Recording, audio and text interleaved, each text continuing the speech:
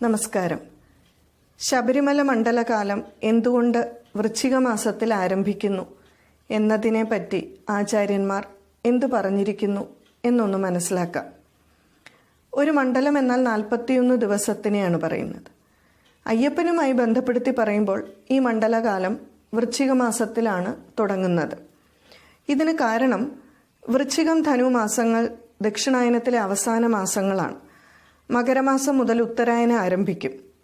ദക്ഷിണായന കാലം പൊതുവെ അശുഭത്വമുള്ളതാണ്. ദക്ഷിണായനത്തിൽ മരിക്കുന്നവർക്ക് പുനർജന്മമുണ്ടെന്നാണ് ശാസ്ത്രങ്ങൾ പറയുന്നത്. ഭീഷ്മർ ശരശയ്യയിൽ ഉത്തരായനം കാത്തു കിടന്നതൊക്കെ നമുക്കറിയാം. അതുകൊണ്ട് ദക്ഷിണായന അന്ത്യത്തിലേക്ക് അടുക്കുമ്പോൾ ശക്തമായ ദേവതോപാസന ഇല്ല എങ്കിൽ അക്കാലത്ത് സംഭവിക്കുന്ന അന്ത്യം ഹീനഗതിയിലേക്ക് ആത്മാവിനെ തിരിച്ചുവിടും. അതുകൊണ്ട് അതിനൊരു വഴിത്തിരിവായിട്ടാണ് കഠിനവും സംശുദ്ധവുമായിട്ടുള്ള വ്രത തപസ്സുകൾ ഈ വൃശ്ചിക ധനു മാസങ്ങളിൽ നിർദ്ദേശിച്ചിരിക്കുന്നത്. വ്രത തപസ്സുകൾക്ക് പറ്റിയ ഒരു പരിവേഷം അയ്യപ്പനും ശബരിമലയ്ക്കുള്ളതും ഈ മാസങ്ങളിൽ ആധ്യാത്മിക ആചരണ യോഗ്യമാക്കി എന്നാണ് ആചാര്യന്മാർ പറയുന്നത്. ഇനി മറ്റൊരു തരത്തിൽ നോക്കിയാൽ വൃശ്ചികം എന്നാൽ വാസ്തവത്തിൽ അർത്ഥം തേൾ എന്നാണ്. ശബരിമല ഉപാസനാകാലം ശ്രദ്ധിച്ചാൽ വൃശ്ചിക മാസം 30 ദിവസവും പിന്നീട് ധനുവിൻ്റെ 11 ദിവസവുമാണ് കൂട്ടുന്നത്. വൃശ്ചികവും ധനുവും, അതായത് തേളും വില്ലും, ഇവ രണ്ടും പൂർണ്ണമായും ആധ്യാത്മിക പ്രതീകമാണ്. മാത്രമല്ല ഈശ്വരാരാധനയുടെ ചില മർമ്മങ്ങൾ ഉൾക്കൊള്ളുന്നതുമാണ്. വിഷജീവിയാണ് തേൾ അഥവാ വൃശ്ചികം. ഈ തേളിനൊരു പ്രത്യേകതയുണ്ട്. ഇത് ശത്രുവിനെ ആക്രമിക്കുന്ന സ്വഭാവമുള്ളതും മറ്റൊരു ജീവിയുടെ ശരീരനാശം വരുത്താൻ കഴിവുള്ളതുമാണ്. ധനുസ്സാവട്ടെ അതും ഒരു ആയുധമാണ്. ശത്രുവിനെ ദ്രോഹിക്കാനും കൊല്ലാനുമുള്ള അമ്പ് പ്രയോഗിക്കാനും ധനുസ് വേണം. അയ്യപ്പൻ്റെ ലീലാപരിവേഷവുമായി തേളിനും വില്ലിനും സമഗ്രമായിട്ടുള്ള ബന്ധമുണ്ട്. അയ്യപ്പൻ പുലിപ്പാല് തേടി യാത്രയായതിന് കാരണം കൊട്ടാരത്തിലെ കുതന്ത്രങ്ങളാണ്. തേൾ പിന്നിൽ നിന്നും വിഷം കുത്തിവെക്കുന്ന ജീവിയാണ്. അതുപോലെ ഉപജാപം എന്ന വിഷം കുത്തിവെച്ച മന്ത്രിയും രാജപത്നിയും വൃശ്ചിക മാസത്തെ പ്രതിനിധീകരിക്കുന്നു. അയ്യപ്പനാകട്ടെ തൻ്റെ അമ്പും വില്ലും ധനുസ്സുകൊണ്ടാണ് പിന്നീട് മുന്നോട്ടുള്ള വിജയങ്ങൾ കൊയ്തെടുക്കുന്നത്. തൻ്റെ സാന്നിധ്യം മലമുകളിൽ ഉണ്ടാകുമെന്ന് അയ്യപ്പൻ സൂചിപ്പിച്ചതും അമ്പയച്ചിട്ടാണ്. ഇങ്ങനെ അയ്യപ്പ ചരിത്രത്തിൻ്റെ ആദ്യവും അവസാനവും വൃശ്ചിക ധനു രൂപങ്ങളിൽ സമന്വയിക്കപ്പെട്ട് കിടക്കുന്നത് നമുക്ക് കാണാൻ സാധിക്കും. ഈ ഒരു കാരണം ശബരീശ ഉപാസനയ്ക്ക് വൃശ്ചികം ധനു മാസങ്ങൾ തിരഞ്ഞെടുത്തതിന് ഒരു കാരണമായി ചൂണ്ടിക്കാണിക്കാൻ സാധിക്കും. ഇനി ജ്യോതിഷശാസ്ത്രപരമായി നോക്കിയാൽ വൃശ്ചിക രാശി 8ാമത്തെ രാശിയാണ്. ധനു ആണെങ്കിൽ 9ാമത്തേതും. 8ാമത്തേത് മൃത്യുവിനെ കുറിക്കുന്നതാണ്. കൂടാതെ വൃശ്ചിക രാശിയുടെയും മേടത്തിൻ്റെയും അധിപൻ ചൊവ്വയാണ്.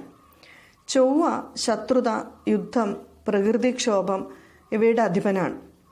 മനുഷ്യരാശിയിൽ ഈ മാസത്തിൽ വളരെ വലുതായ ഭൗതിക ദോഷങ്ങൾ ഉണ്ടാകാറുണ്ട്. അതിനെ തരണം ചെയ്യാൻ ഈശ്വരോപാസനയ്ക്ക് കഴിയും. അതുകൊണ്ടുകൂടി വൃശ്ചിക മാസം ഉപാസനാമാസമായി. ഇനി ധനുമാസമാകട്ടെ വിജയത്തിൻ്റെയും ഭാഗ്യത്തിൻ്റെയും പ്രതീകവും സ്ഥാനവുമാണ്. ഇതിൻ്റെ അധിപൻ വ്യാഴമാണ്.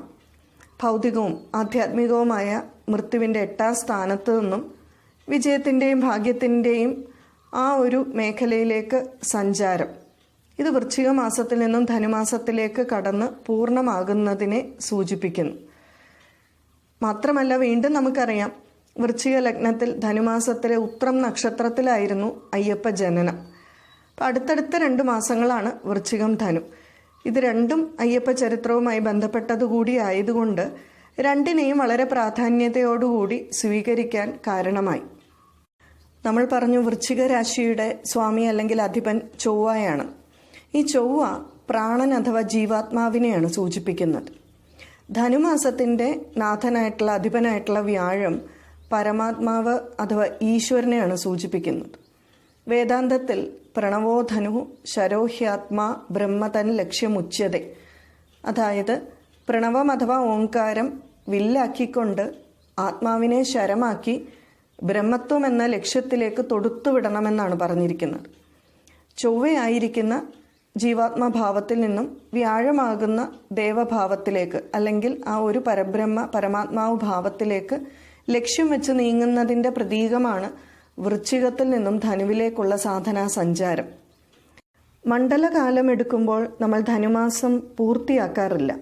ധനുമാസത്തിലെ കുറച്ച് ദിവസം മാത്രമേ എടുക്കുന്നുള്ളൂ. അതെന്തുകൊണ്ടാണ് എന്ന് നമുക്കൊരു സംശയം തോന്നാം. ഈശ്വരിലേക്ക് ചെല്ലുന്നത് ഈശ്വരനിൽ തന്നെ ലയിക്കുന്നതിന് വേണ്ടിയിട്ടാണ്. മാത്രമല്ല, ഈശ്വരനെ നമുക്ക് മറികടക്കാനും സാധിക്കില്ല. അതുകൊണ്ട് 41 ദിവസത്തെ മണ്ഡലകാലത്തിൻ്റെ കൂടുതൽ ഭാഗവും വൃശ്ചിക മാസത്തിന് നൽകി ധനുമാസത്തിൻ്റെ കുറച്ചു ഭാഗം എടുത്തുകൊണ്ട് അത് ആ ഒരു സാധനാ പദ്ധതി അവസാനിപ്പിക്കുകയുമാണ് ചെയ്യുന്നത്. നമസ്കാരം.